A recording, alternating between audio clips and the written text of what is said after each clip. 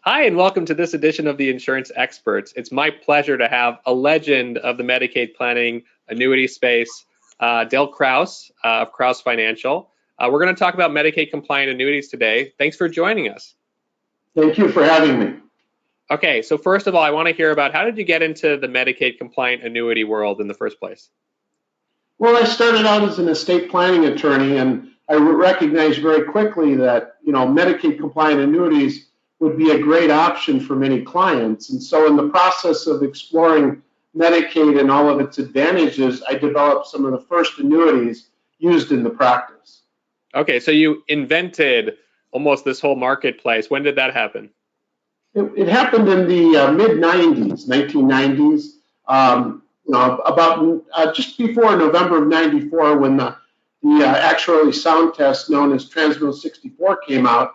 I was utilizing products that were pretty much mainstream products. And then when that Transmittal 64 test came out and put a longevity requirement on annuities, I then at that point realized that I needed to develop one of the first products for Medicaid crisis planning.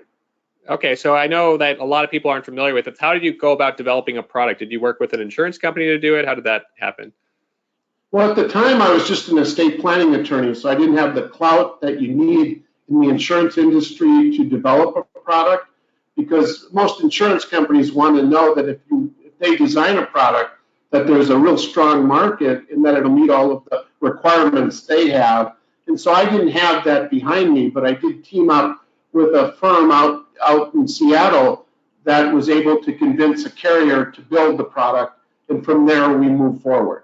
Very cool. And then have you worked with other carriers since then to develop new Medicaid compliant annuity products? Yes, over the years, since November of 94, we saw quite a few changes come down the road. And every time there's a change that impacts the use of an annuity, we've got to utilize a carrier that understands the need for change. And over the years, I've seen a lot of Medicaid compliant annuities and companies come into business, but it's really hard to sell a product the same way all across the country, because even though Medicaid is a federally mandated program, a lot of states have their own twists and turns. And so utilizing an insurance company that understands the need for change, particularly state by state, becomes real important. Okay, so let's talk about the concept now. What exactly does a Medicaid compliant annuity do? And we'll talk about it in the context of a married couple as our example.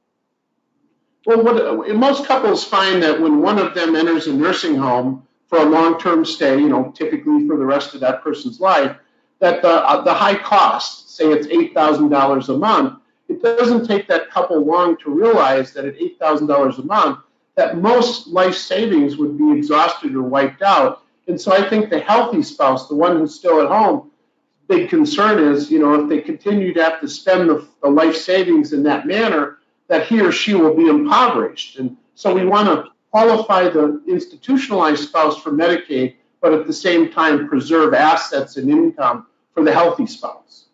Okay, let's use a sample client example. I know you talked to me a little bit about John and Helen. What did their financial picture look like? And we can put some numbers to this. Yeah, so John and Helen, I said John was age 83. He just recently entered a nursing home, because, over the years, Helen has been able to take care of him at home, but he recently had a stroke. Nothing that was going to take his life in the near term, but put him in such a situation that Helen said, I can't provide the care at home. I need to put him into a nursing home so he can get the quality of care that's required. And so John's now in the nursing home. Helen and John have a home, a car, some furniture, personal property, prepaid funeral arrangements, and $300,000 in savings accounts. And so Helen went down and talked to the Medicaid office, and they told her that she needed to spend down about $175,000 of assets before John could become eligible for Medicaid. So they have about $175,000 too much in countable resources. I see, and he's spending $8,000 a month, so it's still going to be quite a bit of time, 21, 22 months or so, before they spend it down. So what were you able to provide as a solution to this that would help accelerate that spend down? So what we did, we told them that if you just spend $8,000 a month, $175,000 is going to last about 21 months. And Helen at age 81, she told us that, her health is really good. She just bought a new car. She goes to the gym. She has longevity in her family. And she said, I can't bear to think about losing $175,000 in 21 months, and wanted to know an alternative plan. I suggested a Medicaid compliant annuity with the $175,000 that would pay back within 60 months. So she would get a monthly check of about $2,980 a month for 60 months. And by purchasing that annuity, John could immediately qualify for Medicaid benefits.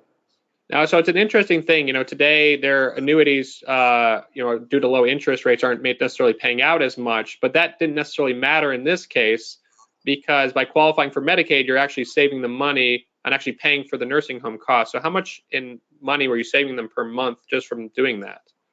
Well, together they had $2,500 of monthly income. Helen had $1,000 from Social Security. John had $1,500 from pension and Social Security. So Helen, she would get $2,980 from the annuity, and then with her $1,000, she was at about $4,000 a month. Now, because her monthly income is high enough where she doesn't need any of his, all of his monthly income then goes to the nursing home with the exception of $50. So care that was costing $8,000 a month will now only cost $1,450 a month. So it was a huge savings in order to, to move forward with this plan. Wow. So it's like $6,000 a month that they're saving because of the Medicaid compliant annuity transaction. And then, of course, in addition to that, they're getting the income. She's getting the income from that annuity for the 60-month period. Yeah. So just by utilizing a Medicaid compliant annuity for the $175,000, paying the monthly income back to Helen, John was able to immediately qualify for Medicaid benefits. And instead of paying $8,000 a month, his cost of care was $1,450. And this kind of illustrates why you have to work with an insurance expert and a Medicaid planning expert, because all the rules are very complex and they differ by state. And I'll ask you one question about what makes an annuity Medicaid compliant in the first place. It must have certain requirements on it, correct? Yeah, the official requirements came out as a result of the Deficit Reduction Act of 2005. And so Congress knew that individuals were using these types of annuities for Medicaid planning. And so for an immediate annuity to be Medicaid compliant, it has to be irrevocable, meaning that once it's established, you can't alter or change it in any way, shape, or form. It has to be non-assignable, meaning the owner can't pledge it to a third-party company for value. So again, we know of ads on TV that say, I want my money now. They can't sell this product to a third party for cash because then it would be a countable resource. The third requirement is that it make the same payment amount each month for the full duration. In this case, a 60-month payout would be the same each month. And then it has to be actuarially sound. It has to pay back within the person's Social Security life expectancy. So in this case, with Helen being age 81, 60 months was within that time period, so it was good. And then the last requirement for the annuity that Helen purchased in this case was that the state would be primary beneficiary. So in this case, with Helen being age 81 and having a 60-month payback, she was very comfortable that she would survive that term without any issues. Right. And the thing I love about this world, and again, why to utilize an expert, is that it's a very consultative approach. What you recommend to this couple might be different than if the couple was in a different financial situation, or if Helen's health was different, correct? Because the state's the primary beneficiary on the annuity payments. If she predeceases John, for example, it may not make sense to do this type of approach, right? Oh, yeah. There's lots of cases. If Helen's situation was, she wanted to go to an assisted living facility because her health was deteriorating, we might want to do a different payout so that she could afford to go in and privately pay for assisted living. So every case we look at, we want to know the longevity of the parties so that we can properly provide them a product that really works for them. Right, and if Helen's healthy enough, she may also look at long-term care insurance to protect against her needing care as well. Oh, absolutely. If Helen's able to get a policy at age 81, I certainly would advise her to do so because at some point when she's all alone in life, the plan for an individual is much different than a plan for a couple. And so in that case, we would want Helen to have some protection to protect some of her estate at that time. Now, if they had planned earlier, obviously there's more long-term care insurance plans available below age 80. Would they have been able to do anything differently than had they because they'd waited for John to go to the nursing home? Could they have done more with their plan if they had planned earlier? Well, the advantage I like with long-term care insurance is, Helen might have been able to get John some services, at home, instead of using life savings. She might have been able to get some assistance to help her, and having the product makes that easy to accomplish. Because whenever you have a long-term care insurance policy, you know that the money is there to pay for home health care, assisted living, things of that nature. And so it relieves her of some of the burdens that she might have faced trying to do it on her own. And so I think long-term care insurance really does play an important role in,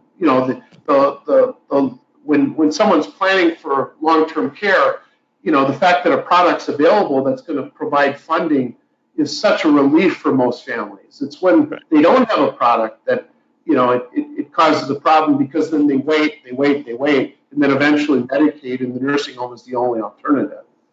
Right. So, I mean, we have tons we could talk about, and I hope to have you on future episodes. I know we have single-person scenarios where you use Medicaid compliant annuities, as well as married couples. But thanks for joining us today, and I hope to talk to you soon.